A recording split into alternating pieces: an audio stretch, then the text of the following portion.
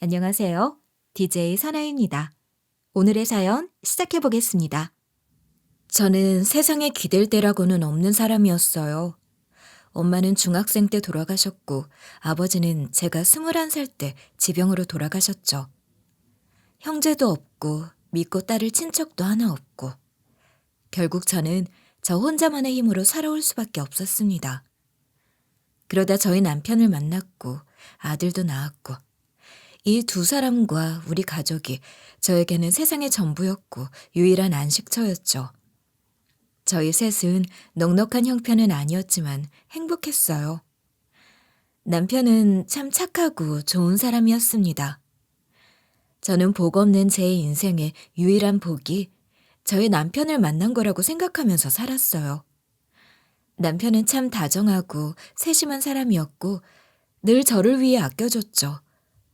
우리 식구 먹여 살리겠다고 밤낮 없이 일도 참 열심히 했고요.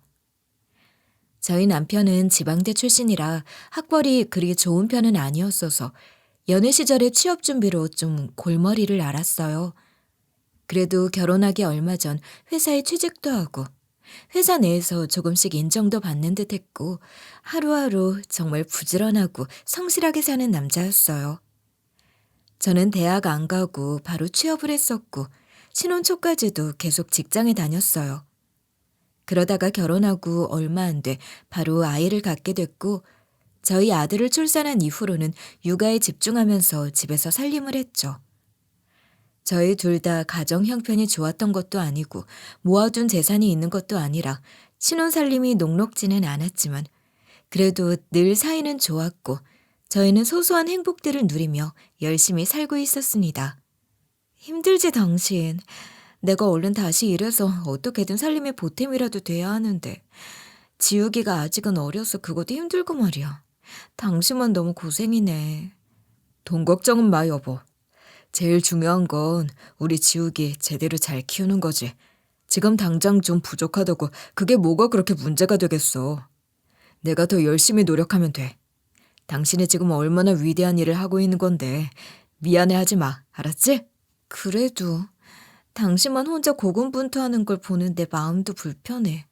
남편은 우리 지우기 잘 키우는 게 제일 중요한 일 아니겠느냐며 돈 걱정은 말라고 자기가 더 열심히 벌면 된다고 했지만 저는 늘 고생하는 남편이 마음에 쓰였어요.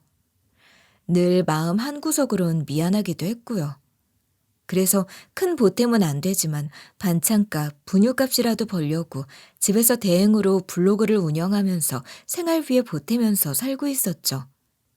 그런데 언제부턴가 남편이 내내 안색이 안 좋더라고요. 무슨 일이 있냐고 걱정이 돼 물어도 그냥 회사 일이라고만 하고 걱정 말라고 쓴웃음을 지어 보였지만 전 그런 남편이 너무 걱정됐죠. 하지만 남편은 무슨 일이 생겨도 그걸 나누는 편이 아니었거든요. 저한테까지 짐을 주기 싫어서 혼자 끙끙대는 사람이란 걸 알고 있었어요. 그러니까 더욱더 제가 더 남편을 챙겼어야 했는데 지금 생각해보면 너무너무 후회만 남아요. 안민정 씨의 보호자분들시죠? 네, 그런데 누구시죠? 이런 소식을 전하게 되어 유감입니다. 부군께서 스스로 목숨을 끊으신 것 같습니다. 신원 확인이 필요해 연락드렸습니다. 어느 날 퇴근길, 남편이 스스로 생을 마감했다는 연락을 받았을 때 저는 세상이 무너지는 것 같은 충격을 받았습니다. 저한테, 그리고 저희 아들한테 남편은 세계였고 우주였어요. 우리에겐 돈도 없었고 이렇다 할 비전도 크게 없었지만 남편이 있었기에 저희 셋이 함께였기에 희망만 있었는데 모든 빛이 꺼져가는 듯한 느낌을 받고 말았죠. 싸늘하게 식은 남편의 모습을 보는 순간 저는 그만 정신을 놓고 기절을 하고 말았어요. 가까스로 정신을 차린 후 자초지종을 파악해보려 했지만 남편은 어떤 유서도 남기지 않았고 이렇다 할 정황도 이유도 저는 끝내 정확히 알지 못했습니다. 뭔가 큰 압박을 받고 있었고 힘든 일이 있었다는 짐작만 해볼 뿐이었죠.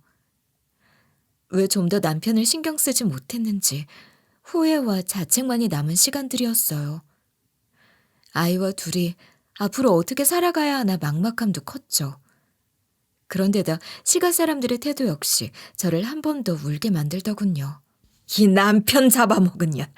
네가 어디서 이렇게 당당하게 고개를 들이밀어? 야, 이년아. 너 우리 민종이 어떻게 한 거야? 어? 네가 뭔 짓을 했으면 애가 지 스스로 그런 선택을 하냐 이 말이야. 안 되겠어. 이년 이거 조사를 싹 해봐야지. 누가 알아? 이년이 뒤에서 무슨 짓을 하고 다니다가 걸려서 우리 애가 그런 짓까지 하게 됐는지. 야, 이년아. 대답 안 해? 시가에선 제가 남편을 그렇게 만든 거나 다름없다며 장례식에서 난리를 피우더군요. 시부모랑 시누이, 남편의 고모들까지 합세해서는 제 머리채까지 잡고 흔들어대는 걸 그나마 집안 어른 하나가 조문객들 보기 망신스럽다며 뜯어말려 겨우 진정이 됐죠. 게다가 장례 치른 부조금마저도 시가에서 다 가져가 버리더라고요. 제가 그 돈을 가질 자격이 없다는 이유였죠. 너무너무 억울하고 통탄스럽고 시가 인간들이 원망스러웠지만 저한텐 아무런 힘도 없었어요. 저에겐 같이 맞서 싸워줄 친정 식구 하나 없었고 소송을 하든 뭘 하든 하려고 해도 지금으로선 가진 것 하나 없으니 답이 보이질 않았죠. 저희는 5년간 살면서 빚만 겨우 갚은 상태라 모은 돈이라고는 없었거든요. 월세로 살던 집에서도 쫓겨날 판이었고 결국 그 수모를 당하고도 제가 기댈 구석이라고는 결국 시가뿐이었죠. 자존심이고 뭐고 생각할 겨를이 당시에 저에겐 남아있지 않았어요. 일단 애를 굶길 순 없으니까요. 아무리 제가 밉고 꼴보기 싫어도 손주까지 외면하랴 싶은 마음에 저는 자존심이고 비통함이고 다 내다 버리고 시가에 가서 빌기 시작했어요. 어머님, 저희 지옥이라도 좀 거둬주세요. 전 괜찮으니까 애만이라도 이렇게 부탁드립니다. 밖에서 일해서 돈이라도 벌어오려면 지옥이 않고서는 도저히 힘이 들어 그래요. 우리 지옥이만 좀 거둬주시면 제가 돈 벌어와 다 갚을게요. 그동안 잠깐만 봐주시면 안 될까요? 어머님 저 미우신 거 알아요. 저도 제 자신이 원망스러우니까요. 하지만 민종 씨가 남기고 간 민종 씨 핏줄 지우기가 있잖아요. 저 우리 아이만큼은 정말 잘 키우고 싶어요. 지금 저한테 가진 게 아무것도 없어요, 어머님. 지우기만 좀 부탁드립니다. 자존심도 다 내려놓고 한 부탁이었건만 어떻게 사람이 이럴 수가 있나 싶게 시모는 매몰차더군요. 그러길래 없는 살림에 누가 애부터 싸질러 놓으라디? 난 말이다. 너랑 결혼한다는 거서부터 반대를 했던 사람이야. 너도 알겠지만 부모 형제 하나 없고 이렇다 할 어른 하나 없이 자란 본데 없는 여자애를 하나 데리고 와서는 결혼하겠다 나설 때부터 내 이 사달이 날 줄 알았다.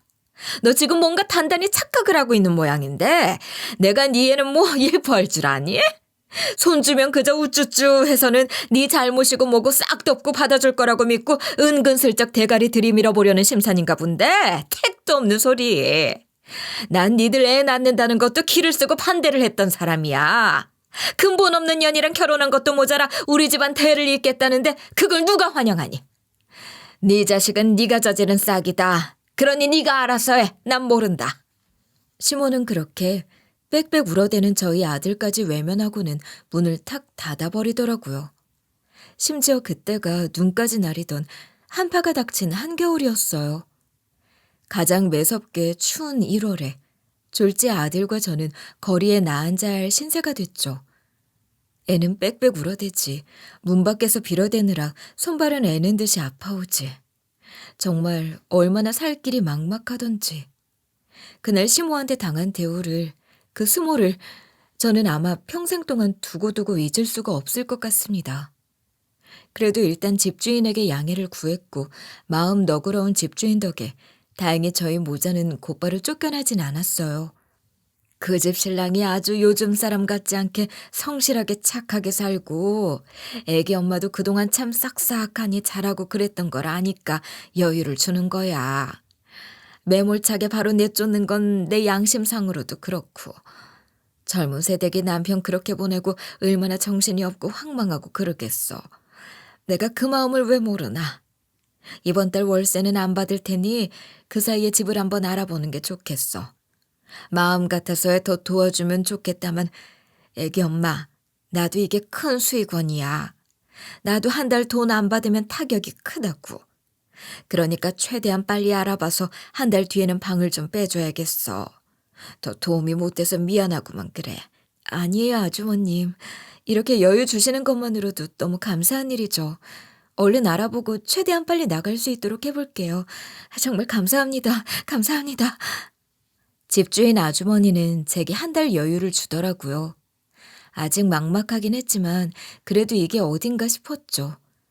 그렇게 전 일단 급한 대로 당장 할 일도 찾고 앞으로의 거처도 구해야 해 마음이 바빴어요. 인터넷 검색을 해보다 보니까 저 같은 한부모 가정에다 저소득층인 경우에 급한 대로 보호소 입소 신청을 할 수가 있다고 나오더라고요. 그래서 동사무소에 가서 신고도 하고 사이트로 보호소 입소 신청도 하고 저희 아들이랑 당분간이라도 머물 거처도 찾을 수가 있었죠. 보호소 입소가 다행히 한 달 안으로 된다고 해서 그쪽에서 자리가 나면 곧바로 연락을 주기로 했고 월세방 빼고 들어갈 수 있을 것 같아 너무 감사하고 다행스러운 일이었어요. 그리고 저는 일도 시작했어요. 부업 삼아 하던 블로그 일 정도로는 이제 택도 없잖아요. 무슨 일이든 해서 일단 애랑 같이 살 방 한 칸이라도 마련해야 했죠. 보호소에 들어간다고 해도 거기에 언제까지고 있을 수는 없는 노릇이니까요. 그런데 지금 당장 무슨 일을 할 수 있을지를 모르겠더라고요. 일을 쉰 지 몇 년 되기도 했고 다시 직장을 구하기엔 저한테는 주어진 시간이 너무 없었어요. 취업을 하려면 구직 활동도 해야 하는데 일이란 게 그렇게 쉽게 구해지겠냐고요. 경력 단절 기간도 있는 데다 이력서 넣고 면접 보고 하려면 취업까지 못해도 두어 달은 걸릴 거 아니겠어요? 그런데 전 당장 하루하루 먹고 살 돈이 없었으니까 제대로 갖춰진 회사 입사 같은 건 꿈꾸기가 어려운 상황이었죠. 게다가 지금 또 하나 문제는 저희 아들이 저랑 한시도 떨어질 생각을 안 한다는 거였어요. 저희 애가 원래는 아침마다 어린이집에 울지도 않고 방긋방긋 웃으면서 잘 가고 저녁에 데리러 가도 어린이집에서 잘 놀았다고 엄마 한 번을 안 찾고 잘 지내던 그런 밝은 애였거든요. 그런데 저희 아빠 그렇게 되고 나서는 죽음에 대해 어렴풋이 짐작이라도 한 건지 제 딴에는 혹여 저까지 떠날까 봐 걱정이라도 된 건지 어린이집도 안 가려고 떼를 써대는 거예요. 이런 상황이 되니 저는 애를 들쳐업고라도 할 수 있는 일을 찾아야 했죠. 애를 업고라도 할 수 있는 일이 뭐가 없을까?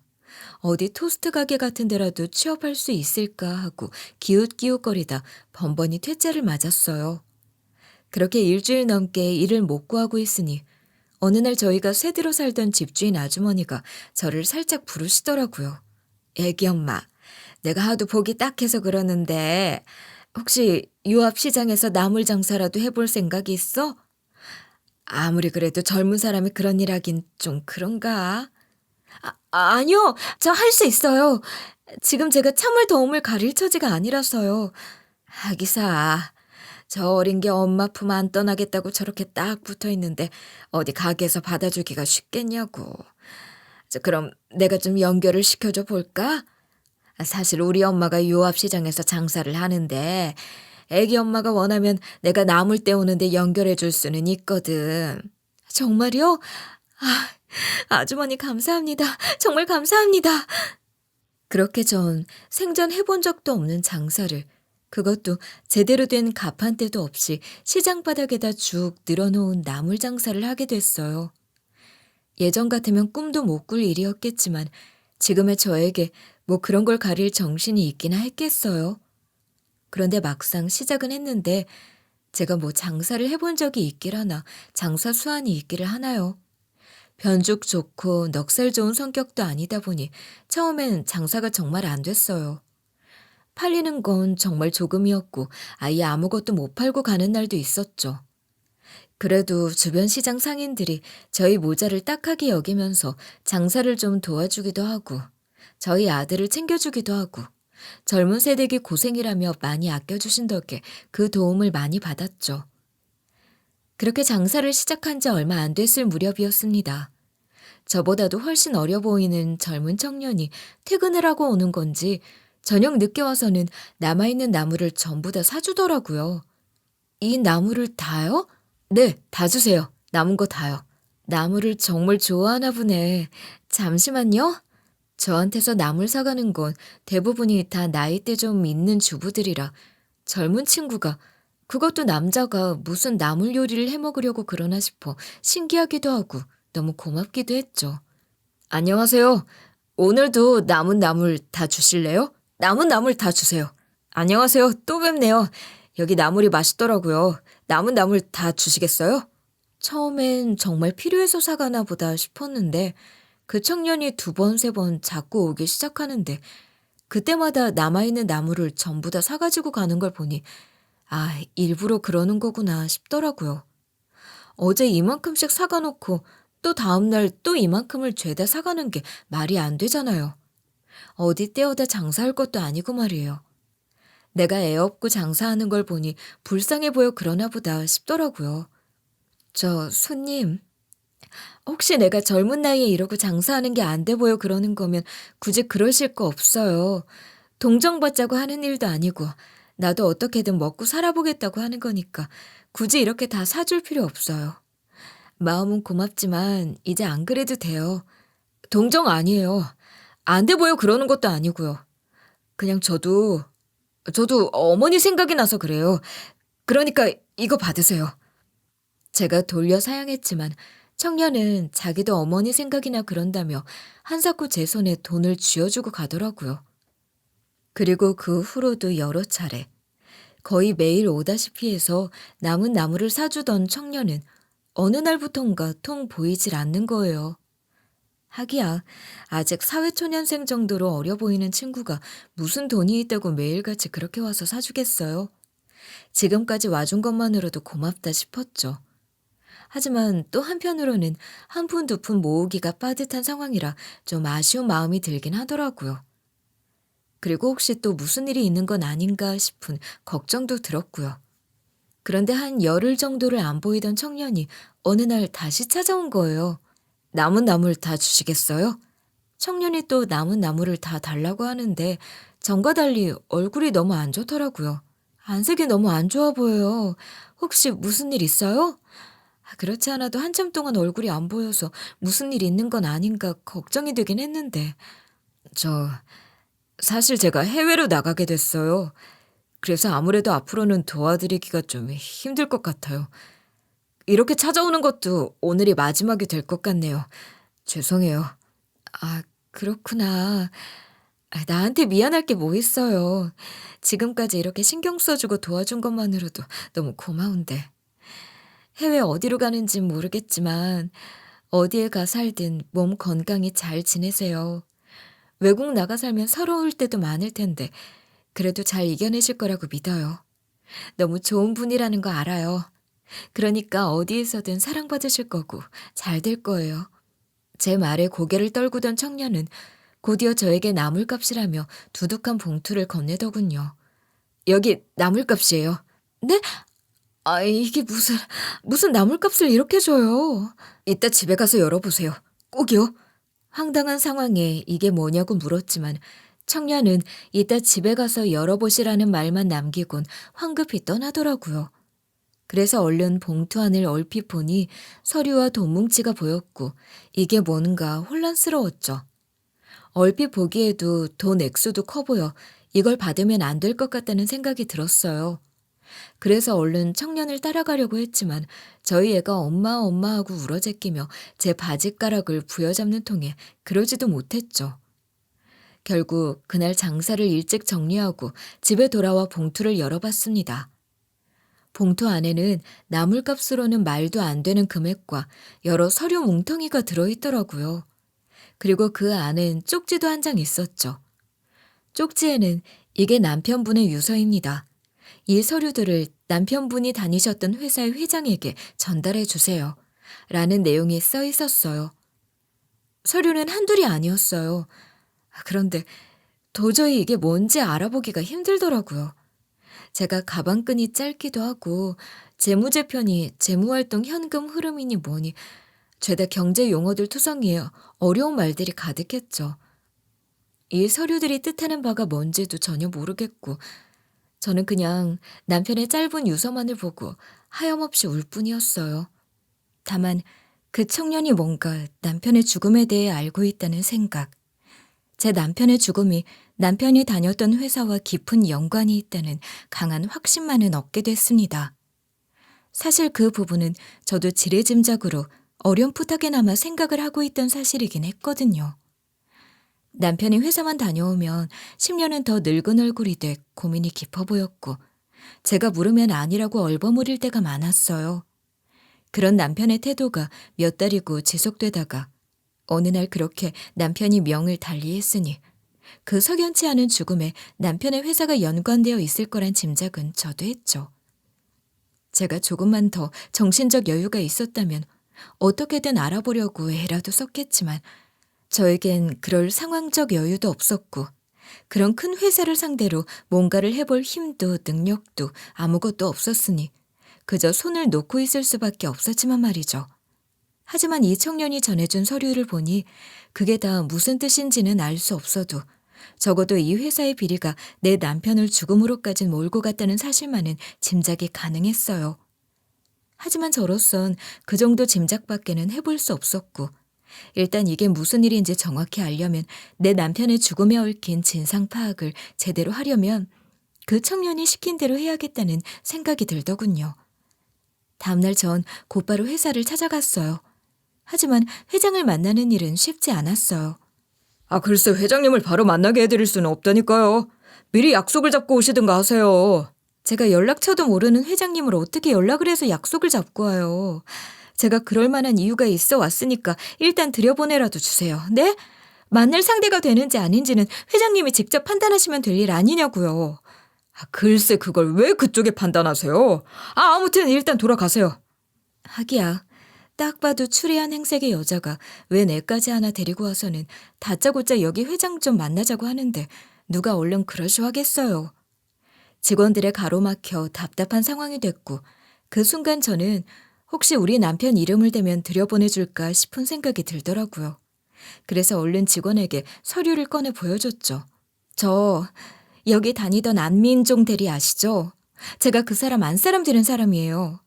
우리 남편 관련된 문제로 여기 회사 회장님이랑 할 얘기가 있어서 그래요. 이쯤 되면 설명이 될까요? 그러자 직원들이 자기들끼리 수군수군 하더니 이내 제게 잠시 기다리라고 하더군요. 그렇게 잠시 뒤 회장이 오케이 사인을 보냈는지 회사 측에선 저를 들여보내주더군요. 1층 안내소에 아이를 잠시 맡겨두고 저는 곧장 회장실로 가게 됐죠. 회장실로 안내받아 가는 길에 회장이 어떤 반응을 보일까 예상을 해봤어요. 솔직히 그 사람이 저희 남편의 존재라도 알까 싶긴 하더라고요. 사실 이 회사가 직원 몇십 명 되는 회사도 아니고 제법 규모가 큰 회사였는데 어떻게 직원 한 명 한 명의 이름까지 회장이 다 기억하겠어요. 그냥 무슨 팀 누가 죽었다더라 하는 전달 정도만 받았거나 혹은 그조차 모를 수 있겠다고 짐작하고 있던 상태였죠. 그런데 회장실에 들어갔더니 전혀 뜻밖의 상황이 펼쳐졌어요. 회장이 다짜고짜 화를 내면서 저더러 소리를 지르기 시작하는 거예요. 여기가 어디라고 찾아왔어 그래? 회사에 더러운 비리를 저질러 놓고 심각한 누를 끼쳐놓고 뭐가 억울하다고 죽은 남편 배우자까지 여기로 찾아왔냔 말이야. 대체 무슨 염치가 있어서 나를 만나러 온 건지 그래 얘기라도 들어보지. 전혀 생각지도 못한 회장의 대응에 저도 순간적으로 욱해 소리쳤어요. 뭐라고요? 아니 지금 무슨 소리 하는 거예요 대체? 우리 남편이 해를 끼치다니요. 우리 남편은 그 사람은 이 회사에 충성을 다한 죄밖에는 없는 사람이에요. 비리라뇨. 심각한 누라뇨. 내 남편은 누구보다 내가 잘 알아요. 그런 짓을 할 사람도 못 되고 그럴 사람도 아니라는 거. 그리고 내 남편 고작 몇 년 근무한 대리예요. 그런 사람이 이 회사에 심각한 비리를 끼쳐봤자 얼마나 끼칠 수 있는데요? 나도 지금 뭐가 어떻게 된 건지 자세한 상황은 모르겠지만 이거 하나는 분명히 알겠네요. 회장님, 그쪽도 분명 뭔가 잘못 알고 있다는 거요. 일단 이 서류부터 보고 말을 하세요. 나는 그쪽한테 뭘 따지러 온 사람도 아니고 보상 같은 걸 바라고 온 사람도 아니에요. 단지 이걸 전해주러 온 것뿐이지. 여기에 내 남편 유서가 들어있어요. 컴퓨터로 작성한 것 같은데 내 남편 유서가 여기 들어있고, 그리고 무슨 서류인지는 모르겠지만 박한영이란 남자가 그쪽대로 보여주라고, 그럼 진실이 밝혀질 거라면서 나한테 전해준 서류들이 있다고요. 나는 가방끈도 짧고 일자 무식이라 뭔 말인지 하나도 모르겠지만 그쪽은 알 거 아니에요. 그러니까 일단 이걸 보고 말을 하더라도 해보자고요. 저는 흥분에 와다다 말을 쏟아냈고 제 말에 회장은 화들짝 놀라더군요. 아니, 박한영이라니 그 애를 어떻게 알아요, 그쪽이? 저 장사하는 데 와서 알게 된 사람인데 왜 그러시죠? 청년은 혹시라도 끝까지 사람들이 이야기를 안 들어준다면 본인 이름을 대보라는 말을 쪽지에 남겼었는데 회장이 저렇게 화들짝 놀라는 걸 보니 그럴 만한 가치가 있었나 보다 싶었죠. 그 애는 내 아들입니다. 네? 아니, 회장님 아들이라고요? 그 청년이? 이번엔 회장의 말에 제가 깜짝 놀랐죠. 그 청년, 그러니까 박한영이라는 그 사람이 회장 아들이었다니. 그 청년 행색만으로는 전혀 짐작 못했던 부분이었거든요. 회장은 그제야 저를 소파로 안내하더니 어떻게 된 일인지 설명해달라고 하더라고요. 어떻게 만나게 된 건지, 어쩌다 이 서류들을 받게 된 건지. 그래서 일단 저는 있었던 일들을 모조리 다 설명했어요. 제 남편이 죽기 몇 달 전부터 보였던 태도, 어느 날 갑작스레 스스로 목숨을 끊은 남편의 일, 이후 저의 삶과 장사를 하는데 찾아오던 청년, 그리고 그 청년이 제게 건네주고 간 서류들에 대한 얘기까지. 제가 얘기를 마치자 회장은 한참 동안 느리게 고개를 끄덕끄덕하고는 서류를 읽어내려가기 시작하더군요. 그러더니 회장의 안색이 이내 안 좋아지고 화가 난 듯 부들부들 손을 떨어대기까지 하는 거예요. 일단 서류 확인은 했습니다. 사모님 말대로 돌아가신 부군과 관련해서는 저희 쪽에서도 몰랐던 문제들이 있는 것 같네요. 일단 여기와 관련된 직원이 현재 해외로 휴가를 나가 있는 상황이라 조사하는 데 시간이 며칠 걸릴 것 같습니다. 그 사람 돌아오면 서류 진위 여부 확인해보고 철저한 규명 과정 거쳐서 다시 정확히 얘기해 볼 수가 있을 것 같군요. 그럼 다시 연락을 드리겠습니다. 일단 댁에 가 계시면 빠른 시일 내로 연락드리죠. 그리고 부디 아까의 무례함은 용서해 주십시오. 그러고서 회장은 기사를 시켜 저와 아들을 집으로 데려다 주더라고요. 그때까지도 여전히 저는 이게 대체 무슨 일인지 몰라 얼떨떨한 상태였지만 뭔가 해결이 될 실마리가 보인다는 느낌만은 들었어요. 회장의 태도로 보아 그것들이 뭔가 중요한 문서임에는 틀림이 없어 보였고, 어쩌면 저희 남편의 죽음에 관한 문제도 명명백백히 밝혀낼 수 있을지 모른다는 희망이 보였죠. 남편의 죽음 이후 처음으로 그날은 마음 편히 잠이 들었던 것 같아요. 그리고 얼마 뒤 회장으로부터 연락이 왔어요. 진위 파악이 끝나 전달할 말이 있으니 다시 한번 회사로 방문해달라는 연락이었죠. 전 회사에 찾아갔어요. 이번 방문은 아이 없이 혼자 갔고 또 이번엔 이미 사전 약속이 된 건이라 직원들도 곧바로 저를 알아보고 들여보내주더라고요. 회장실에는 회장과 어떤 여자, 그리고 청년이 한 공간에 있었어요.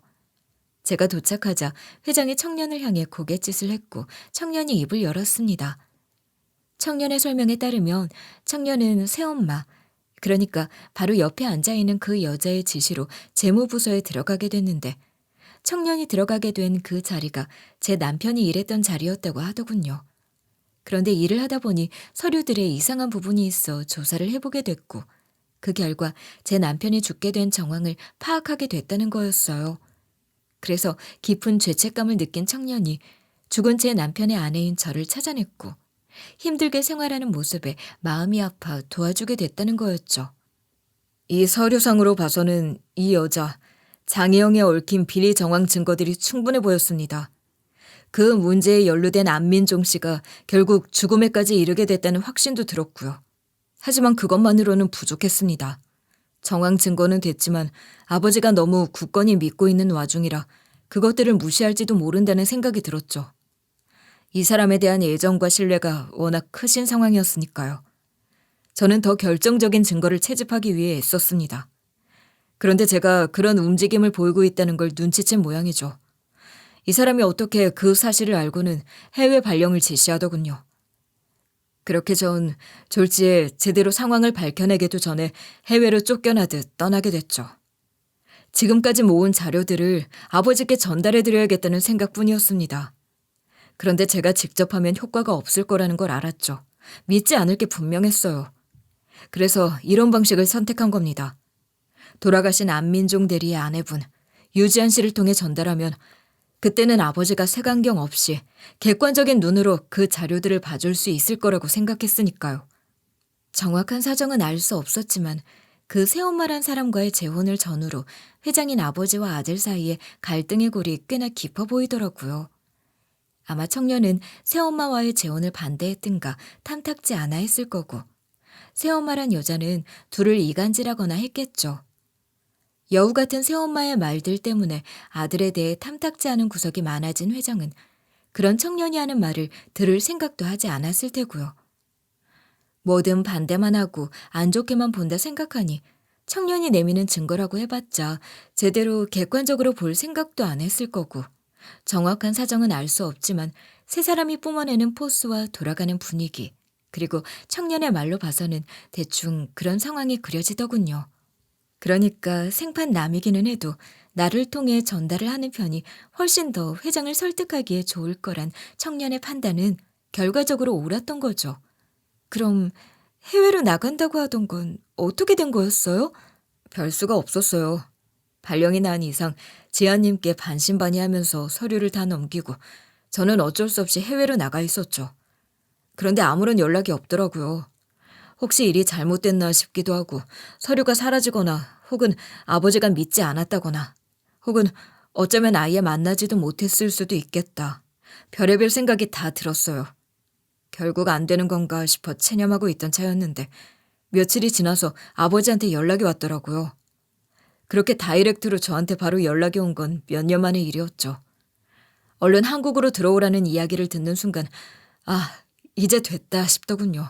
이제 됐구나. 해볼 수 있구나. 청년이 말을 마치자 새엄마란 여자는 발악을 하기 시작했어요. 이게 무슨 말도 안 되는 모함이야. 회장님, 상환씨, 이거 말도 안 되는 소리예요. 당신 이거 믿으면 안 돼. 야, 이 새끼야. 회장님이 그 얘기를 믿을 것 같아? 너 내가 휴가 나간 사이에 다 조작한 거 아니야? 너 대체 무슨 서류를 어떻게 조작한 거야?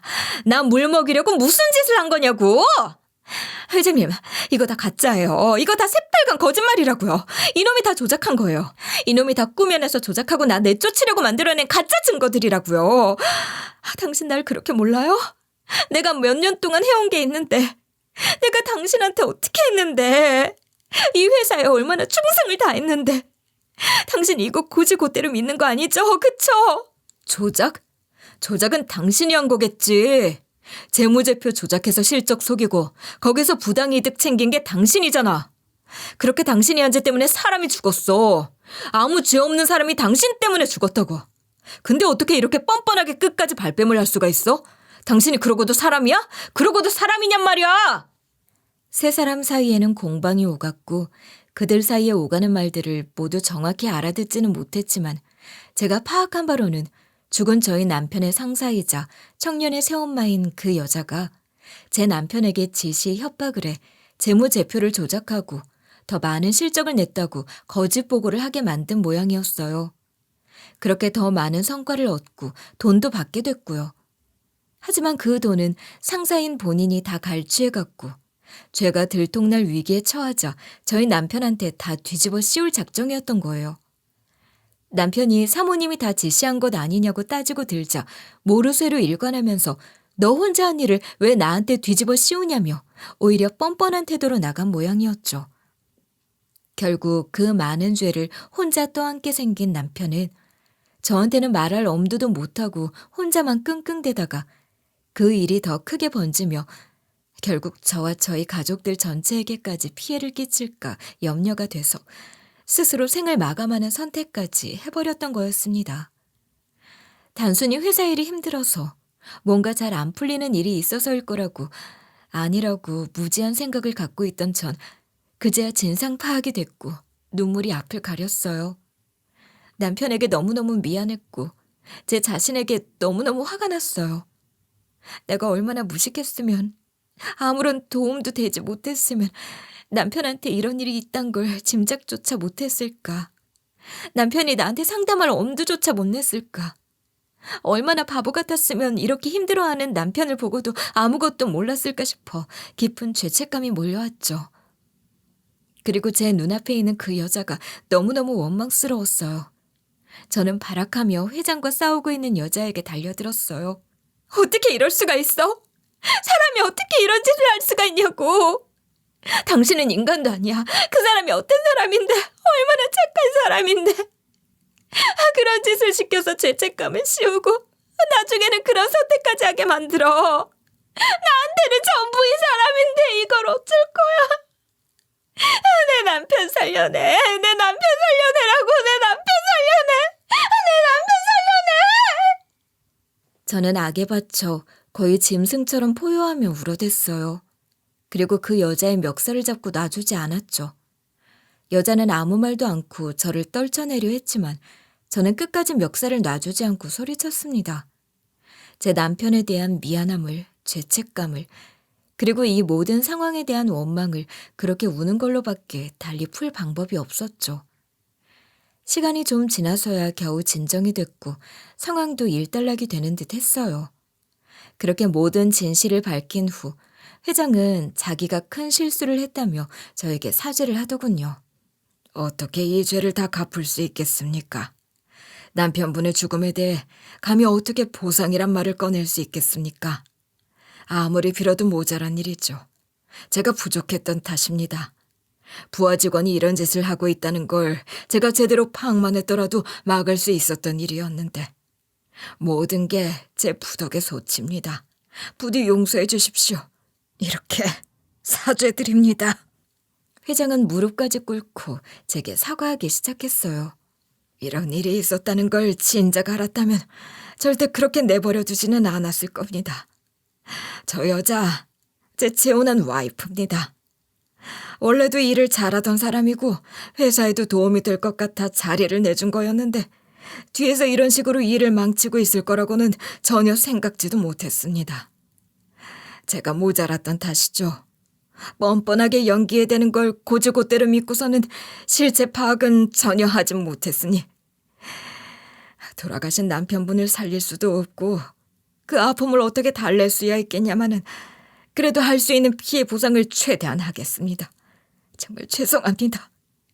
회장의 사과 끝에 곧이어 청년의 새엄마는 회장의 지시로 들어온 감사팀 담당자들에 의해 양쪽 팔을 잡혀 끌려나가시피 나갔어요. 그리고 그렇게 나가면서도 회장을 향해 발악을 하더라고요. 여보, 저놈이 하는 모함이야. 날 그렇게 못 믿어요? 저놈이 다 참판이라고요. 내가 그런 짓을 했다는 게 말이 안 되잖아요. 나 이제 옛날 그 아무 보잘것없던 장혜영이 아니라고. 회장 사무식이나 돼서 그깟 돈 좀 뒤로 꿍쳐보겠다고 내가 그런 짓을 해? 말이 안 되잖아. 나 그런 적 없어. 나 그런 적 없다고. 야, 박한영, 너 이 새끼. 너 내가 그럴 줄 알았어. 너 이 새끼 내가 그렇게 마음에 안 들었니? 그렇게 눈에 가시 같아서 입단판을 짰어? 나 물 먹이려고? 너 이 새끼 내가 두고 봐. 내가 너 꼭 나락가게 만들어줄 거야, 이 새끼야. 청년을 가리키며 저놈이 하는 모함이라고, 자기를 그렇게 못 믿냐고, 다 저놈이 짠 판이라면서 이렇게 증거가 다 나온 마당에도 그렇게까지 발악을 해대는 모습을 보니 저까지 다 애잔해지더라고요. 결국 이 짓거리 하려고 나한테 그렇게 살랑댔던 거였니? 내가 그동안 제대로 홀렸던 게지. 여우한테 제대로 홀려서는 내 친아들마저도 안 믿고 내 자식 같은 회사까지 망칠 뻔했으니 반은 내 아들이 아니라 네가 짠 거겠지? 내 아들이랑 내 사이까지 이간질하고 뒤에서는 이런 짓까지 벌여서 우리 회사를 아주 무너뜨릴 작정을 했구나. 네가 이딴 짓을 벌인 죗값은 아주 뼈저리게 치르게 될 거다. 그리고 함부로 내 아들에 대해서 말하지 마. 아무리 지금은 여우 같은 니까 것 때문에 사이가 틀어졌다고는 하지만 내 아들은 내가 잘 아니까. 이놈 어릴 때부터 바보 같을 정도로 어리석을 정도로 착하고 어리숙해 터져서 남한테 다 퍼주고 다니느라 지 이익 하나 제대로 챙길 줄 모르는 놈이라 늘 성에 차지 않았지. 어째 그렇게 실속 없이 사느냐고 나랑 부딪힐 때도 많았지만 그래서 난 이놈을 잘 알아. 이놈이 절대 그런 짓을 할 놈이 아니란 거. 니깟 것 같은 수준으로 내 아들 판단하고 함부로 말하지 마. 어디서 감히 내 아들을 모함하고 있어? 이미 증거까지 다 나와 있는 마당에 그렇게 발악을 한다고 내 마음을 붙잡을 수 있을 거라고 생각하는 걸 보니 내 생각보다 훨씬 더 멍청한 인간이었군 그래. 회장은 여자를 향해 소리쳤어요. 그제야 새엄마란 여자는 부글부글 끓는 표정을 하면서도 차마 2분도 못 대고 감사팀 사람들에 의해 어디론가 끌려갔죠. 아마 거기서 진상조사를 제대로 받게 될 거라고 하더라고요. 이후 그 여자는 회사 내에서의 자체 진상조사를 마친 끝에 고소 접수가 됐고 회사와는 소송을 벌이게 됐죠. 회장은 이혼 소송도 함께 걸었고요. 아직 소송이 다 마무리된 건 아니지만 약속한 보상은 먼저 하겠습니다. 어떻게 이게 다 보상이 되겠습니까? 부족하고 부족한 걸 압니다. 하지만 작은 성의로 여기고 받아주시면 감사하겠습니다. 회장은 약속한 보상은 먼저 하겠다며 남편의 사망을 산재로 처리하고 위로금을 주더라고요. 남편의 죽음을 대가로 받는 돈 같아 웃을 수도 울 수도 없었죠. 그렇게 멍하니 있는 제게 청년이 그러더라고요. 정말 죄송합니다. 남편분의 죽음에 대해선 이 회사의 관계자로서 두고두고 죄를 빌겠습니다. 어떻게 다 갚을 수 있겠냐마는 제가 대신에 죄값을 치르겠습니다. 그러니까 부디 죄의식 갖지 마시고 받아주세요. 당연히 드려야 하는 몫이니까요. 아니요. 한영 씨가 왜요? 한영 씨 잘못이 아닌 거려. 새엄마라는 사람 그 여자가 한 짓이잖아요. 착한 사람이 왜 대신 죄값을 받아요. 그렇게 되면 안 되죠. 저도 남편 그렇게 보내고 참 오랫동안 죄의식 안고 살았어요. 내가 더 살폈더라면, 내가 더 잘했더라면, 내가 조금만 더 눈치가 빨랐더라면, 내가 조금만 더 똑똑했더라면. 그런 생각으로 너무 괴로운 날들을 보냈어요. 그런데 더 이상은 죄책감 갖지 않으려고요. 죄를 지은 사람은 따로 있는데 왜 우리가 죄책감을 가져야 해요. 잘못한 사람은 저렇게 아직도 뻔뻔한데. 그러니까 한영 씨도 더는 그러지 말아요. 알았죠? 그렇게 저는 아들이랑 둘이 마음 놓고 살 수 있는 방 3개짜리 빌라를 얻게 됐고 제 남편의 죽음을 비로소 제대로 추모할 수 있게 됐습니다. 이후 저는 청년과 종종 연락을 하고 몇 번 만나기도 하며 지냈어요. 청년은 회장의 뒤를 이을 경영 수업을 받으며 회사 일에 열중했고 그러다 어느 날 저에게 회사 일자리 하나를 제안해 주더라고요. 아니요, 저한테 너무 과분한 자리 같아요. 저 애 낳고서는 6년 넘게 회사 쉬었어요. 그리고 고졸 출신이라 그냥 작은 회사에 다닌 게 다고요. 이렇게 큰 회사에 제깍 게 무슨... 아니에요. 마음은 고맙지만 사양할게요. 처음엔 너무 과분한 자리 같고 내가 무슨 도움이 될까 싶어 거절했지만 청년은 다시 거듭 제안했어요. 아니요, 지한 씨가 딱인 일이 있어요. 정말 잘해주실 수 있을 것 같아서 제안하는 거예요. 동정심도 배려도 아니고 능력 있는 인재를 제가 스카우트하는 거라고요. 전에 블로그 얘기한 적 있었죠? 그때 블로그에 들어가서 본 적 있어요. 그런데 찬찬히 보다 보니 글을 꽤 잘 쓰시더라고요. 관련 업무에 적임자가 필요했던 차에 지한 씨 생각이 났어요. 거기에 배정하면 딱일 것 같아 제가 인재를 영입하는 겁니다. 그렇게 전 남편이 남기고 간 귀한 인연을 통해 생각지도 못한 취업을 하게 됐고 지금은 회사에 다니며 저희 아들에게 더 떳떳한 엄마로 살 수 있게 되어 감사한 마음입니다. 그리고 그때 그 회장 사무 자리를 꿰차고 인생 역전 한번 해보려던 그 여자는 소송에서 패하고도 인정하기가 어려웠는지 양심도 없이 항소까지 했지만 멋모르는 제가 보기에도 택도 없어 보이는 싸움이네요. 앞으로도 그 여자의 인생은 이제 그냥 내리막길만 남았다고 보면 될 것 같아요. 참, 그리고 제가 뜻하지 않게 취업도 하고 집도 생기고 하니 그제야 전시가 인간들이 알고는 득달같이 찾아와서 저더러 무슨 꿍꿍이가 있었는지 자기 아들이 남기고 간 재산이 있는데 제가 꽁쳐놓고 모른 척하다 혼자 다 쓴 건 아닌지 저한테 애초에 무슨 남자가 있었는데 그놈이랑 어떻게 해서 자기 아들을 그렇게 만든 건 아닌지 말도 안 되는 소리들을 해가며 따져 묻더라고요. 참 양심도 없죠. 기어이 남은 부조금까지 탈탈 털어간 인간들이 말이에요. 저는 그런 놈들에겐 제 남편의 마지막에 얽힌 진상을 알 권리도 자격도 없다 생각했지만 그래도 최소한의 도리라는 생각으로 남편의 유서만은 보여줬어요. 유서에는 온통 저와 저희 아들에 대한 얘기뿐이었고 미안함만이 뚝뚝 묻어났거든요. 유서를 보고 난 시가 인간들이 대체 무슨 일이 있었던 거냐 묻기에 남편 억울함 풀고 회사에서 보상해줬다는 얘기만 하고 내쫓아버렸어요. 예, 내가 뭘 바라고 하는 말이 아니라 내 아들한테 그런 보상금이 나왔으면 가족인 우리도 확인을 해봐야 되는 것 아닌가 싶어서 말이야. 그 돈이 탐나세요? 그럼 어디 한번 소송이라도 걸어보시든가요. 뭐 결단코 절대 그쪽이 1원 한 푼 가져가진 못하겠지만 아니, 예, 내가 그러겠다는 게 아니라. 아니면 썩 나가주실래요? 이제 그쪽이랑 상대할 이유가 전혀 없어서요. 전 시모와 시가 인간들은 남은 콩고물이라도 얻어먹고 싶었는지 자꾸 찾아와 기웃댔지만 그 추운 날 저랑 저희 아들을 길 한복판에 내팽개치던 전 시모가 그랬듯 똑같이 길거리로 쫓아내버렸죠. 앞으로도 절대 만나주지도 10원 한 장 주지도 않을 생각입니다. 저희 남편이 남기고 간 혈육인 제 아들조차 외면했던 그 인간들에겐 그럴 자격도 없으니까요. 아마 저희 남편도 같은 생각일 것 같네요. 제 사연은 여기까지입니다. 남편을 먼저 보내고 오랫동안 죄책감 속에 살았고 저는 여전히 남편이 하루하루 그립습니다. 하지만 더 이상 자책하지는 않으려고 해요. 그 대신 저희 아들을 누구보다 착하게, 훌륭하게 키워내려고요. 저희 남편이 그랬듯 말이죠. 지금까지 제 사연을 들어주신 분들께 고맙다는 말씀 전하며 여기서 줄이겠습니다.